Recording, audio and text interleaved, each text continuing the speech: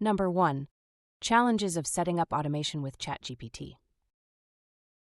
You look exhausted. What have you been up to? I've been trying to automate some tasks using ChatGPT, Oh, that sounds interesting. What kind of tasks? mainly things like organizing notes, summarizing information, and scheduling tasks. That sounds super useful. How's it going so far?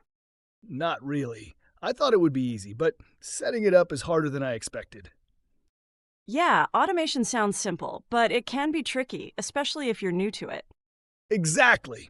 I spent 2 days trying to connect different productivity apps, but nothing worked as I wanted.